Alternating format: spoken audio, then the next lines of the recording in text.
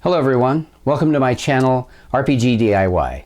Today is an unsponsored review of Dungeon Craft from 1984 Games, a series of cardstock printed dual-sided dungeon tiles that you can use for your game. Let me show you what you get and how you can use it.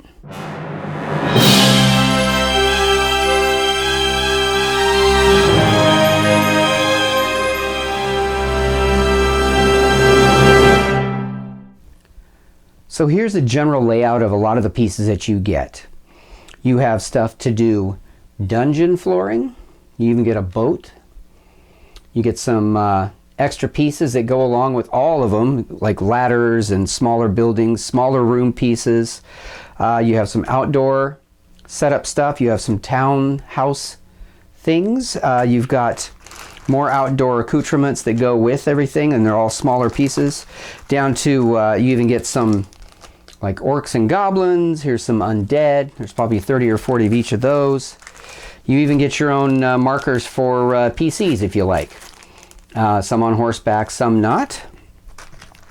And a bunch of smaller like 2x2 or 1x1 pieces that can go with all the sets. You have crystals, you have bridges, stairs, crates, stalagmites, all kinds of pieces. There are over 1,000 pieces in this $30 setup. It's $30 for this one book that I picked up. Because I got it at a local convention about a year ago. And this is the list of what you get with just this setup. So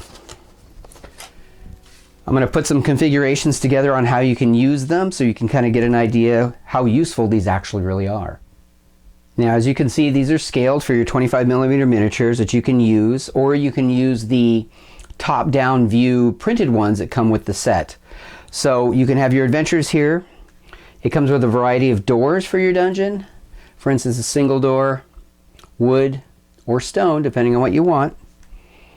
So when they encounter a door, you put it there. When they open it, comes with a corridor, and it's either a full corridor or it's a dead end. And here's a double door, wood and stone. So you can place that there. So when they go into the hall, they see the stone door. And when they open that, you have this room here. You can either use this side that's got some set already in it, or you can use the blank side. Place that down. Here's some sarcophagi. Those are the lids, or if you want them to look like they're opened, you can place them like that. Here and here. So here's an example of a chest. There's a couple different varieties. This one is closed, and when it's opened, there's treasure in it. There's another one that has an empty inside. And a set of small stairs. This can be the going down to a hole in the floor, and then you flip it over and it's the stairs coming down from the top layer into the next room. You also have corners that can either be used regularly, or they have difficult terrain printed on the other side that you can set up for your next configuration. Just like that. Now I'll give you a little taste of what it looks like when you use the city pieces.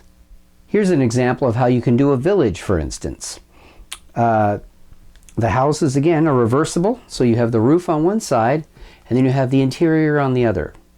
So when your PCs want to go to the tavern, and who doesn't, you can have the tavern here, and on the inside is the actual tavern itself. And you can place them right in it without having to add any extra pieces. There's also tents for like a market. On one side you have the actual tent top. On the other side is the wares that's under the tent. Same thing with some of these tables. They're bare on one side and plates of food on the other. And there's also a cart, empty and full, that you can use. Another piece you can get is this. It's an empty stone building on one side. and then kind of a lodge set up on the other. Here's a chapel type setup. Now you get a bunch of the different sizes. Here's another one of the large ones, more like an inn. Here's another small house. You get some medium ones like this, and then you get some more, a bunch of the small square ones. And for your outdoor adventures, there's plenty of forest and woodland settings. You have some conifer trees that are spring and winter. You've got deciduous ones that are spring and fall. You get a couple of these boulders that are boulders or plateaus of rock that have moss on one side and they're bare on the other. You get water that you can line up. Now I overlapped a couple of these because this is a separate tile here, because there's a pool tile and then there's this tile that has the rapids, so I can layer it on top of there so it looks like water spilling into the pool. Also, the water is water on one side and lava on the other, so you can use it deep in the dungeons. So you have a couple different sizes of logs. You get multiples of these. Big log on one side, thorn bushes inside. This is using the top-down adventures that come with the set. You have a couple campfires that are lit and unlit. You have a ridge here that's rock on one side, and you got a small cave entrance on the other. And for instance, some of the enemies you get, here's some wolves that you can use to menace your party, especially if you don't want to haul plastic figures everywhere you go, because this is perfect for traveling to set up something, going to cons or your local game store to run a game, and you don't have to haul your whole tackle box full of minis with you if you don't want to.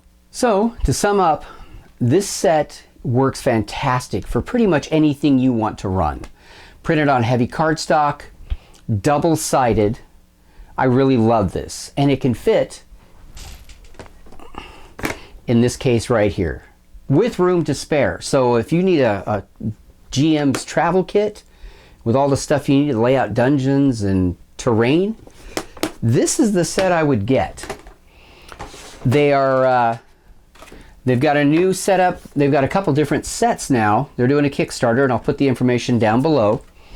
The only downside I have with this set is that you have to cut them apart by yourself. They're not pre-cut pieces. So at 1,000 plus, got a little crampy with the scissors. So my recommendation is to use a paper cutter. Now there are no like wriggly lines you have to cut around. Everything's a straight angle.